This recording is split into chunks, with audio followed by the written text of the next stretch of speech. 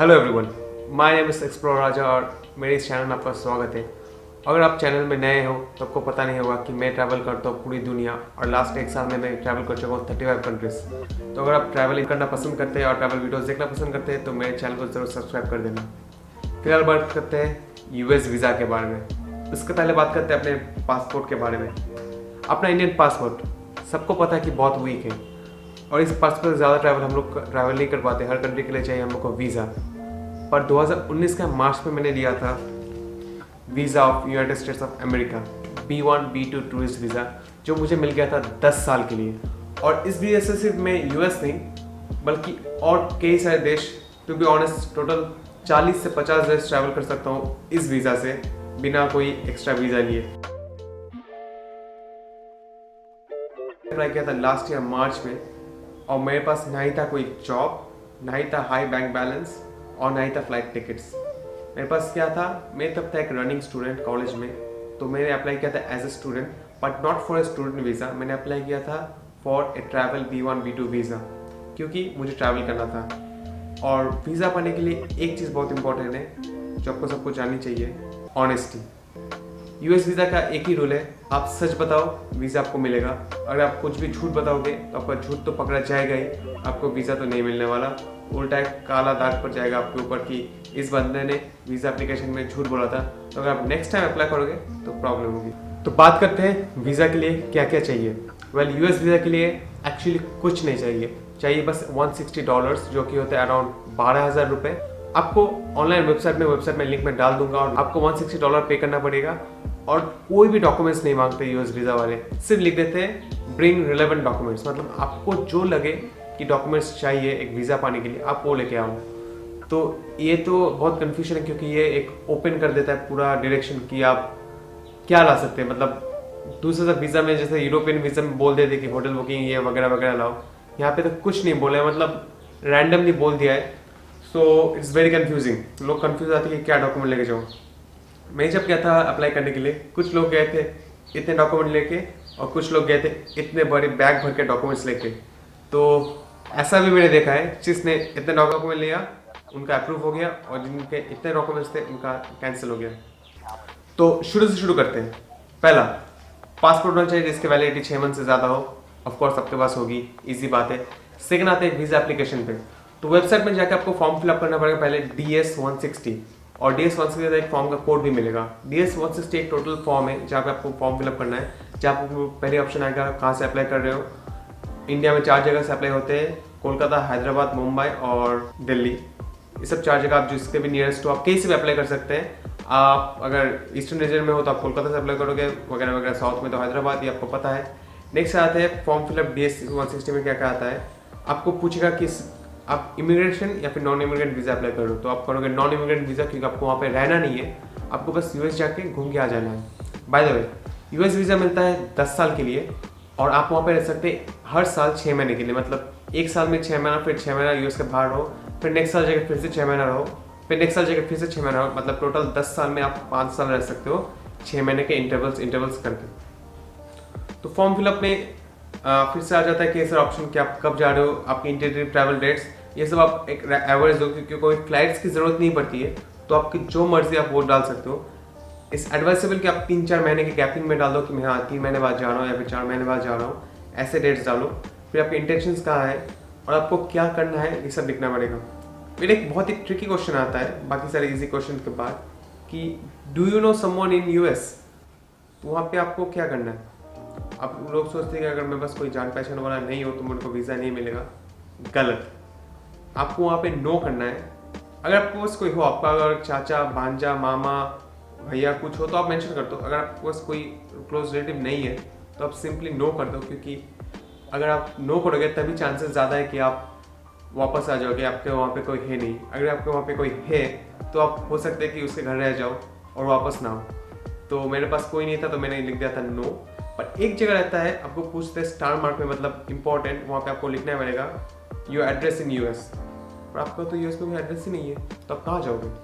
तो आपको बस करना है यही है कि आपकी जो फर्स्ट सिटी है जहाँ पे आप एक्सपेक्टेड टू लैंड कर रहे हैं, मतलब फॉर एग्जांपल मेरे केस में था न्यूयॉर्क में, बोला कि मैं न्यूयॉर्क जा रहा हूँ पहले, तो न्यूयॉर्क में एक होटल बुकिंग कर दो booking.com में, और उस होटल का एड्रेस आपके एड्रेस इन यूएस में डाल दो। बस ये सिंपल प्रोसेस है। ये बस एक ट्रिकी क्वेश्चन है, ट्रिकी पार्ट है फॉर्म में। ये फॉर्म फिलअप कर दो, और फॉर्म फिलअप करने के बाद वेबसाइट में लॉगिन करके आपको वो फॉर्म DS-160 अपलोड करना है।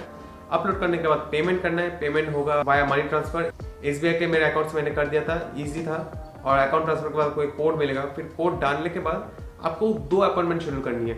पहली है बायोमेट्रिक्स अपॉइंटमेंट। बायोमेट्रिक्स अपॉइंटमेंट में क्या होगा, आपका फोटो लिया जाएगा, आपके फिंगरप्रिंट्स लिए जाएंगे, और आपके पासपोर्ट को शायद ले जाना पड़ेगा। बस पासपोर्ट देखेंगे वो लोग, और कुछ नहीं है, बस इतना ही प्रोसेस है।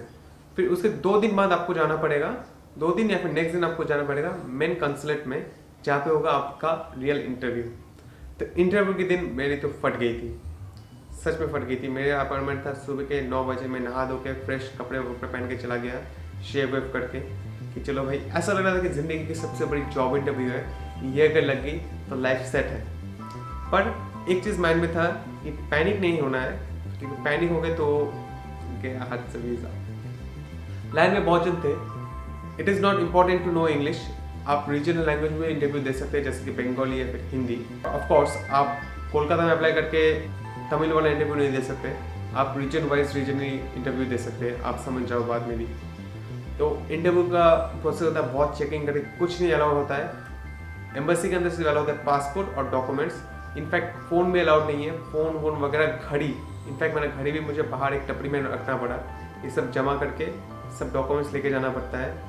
मैं क्या क्या लेके गया था, मैं लेके गया था अपने कॉलेज का सर्टिफिकेट। मैं चल रहा था तब, मेरा 3rd ईयर फाइनल चल रहा था, तो 2nd ईयर तक मेरे सर्टिफिकेट्स, मेरे बैंक स्टेटमेंट, बैंक में मेरे थे 2.5 से 3 लाख, और मेरे स्पॉन्सरशिप लिया था अपने पापा से, मतलब मेरे फादर्स बिजनेस, और वहाँ से मैंने लिख लिया कि ये है मेरा स्पॉन्सरशिप। और फिर मैंने क्या क्या डॉक्यूमेंट्स लिए, मेरे पापा के लास्ट 3 साल के रिटर्न फाइल्स, इनकम टैक्स, उनके फ़ोटो, उनके आधार कार्ड, मेरे फ़ोटो, आधार कार्ड, पैन कार्ड, और घर के कागज़। इन केस अगर वो लोग चाहे हाई वैल्यू कुछ, तो मैं एज ए सेफ्टी में घर के कागज़ भी लेके गया था, और मेरे ख्याल से कुछ नहीं लेके गया था। तो इंटरव्यू टर्न बाय टर्न होता है। एक लाइन में आप लाइन में जाओगे, फिर आपका इंटरव्यू होगा, और इंटरव्यू की लास्ट तक मेरी बहुत धक धक हुई। मेरे सामने थे एक कपल 60 साल के, जिनके पहले भी US वीज़ा लग चुके थे, पर मैंने देखा कि उनको 15-20 मिनट तक इंटरव्यू लिया गया, और मेरा सिर्फ 3 मिनट का इंटरव्यू था। सिर्फ 3 मिनट के इंटरव्यू में मुझे मिल गया था US का वीज़ा। वेल, चलो बात करते हैं इंटरव्यू में क्या पूछा।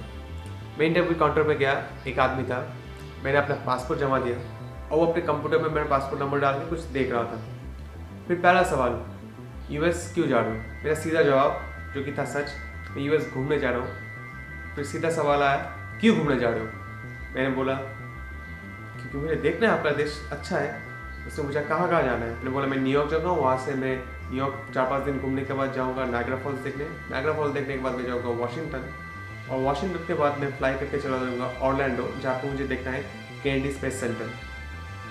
मैंने बताया था कि मैं फिजिक्स का स्टूडेंट हूँ और मुझे स्पेस में इंटरेस्ट है, तो मैंने बताया कि मुझे केनेडी स्पेस सेंटर जाना है। फिर वहाँ से मैं जाऊँगा मायामी, वहाँ पर कुछ दिन चिल करके 1 महीने के टूर के बाद मैं वापस आ जाऊँगा इंडिया। तो वो मान गया। फिर पूछा कि इसके पैसे कौन देगा? मैंने बोला कि मेरा फादर का बिजनेस है।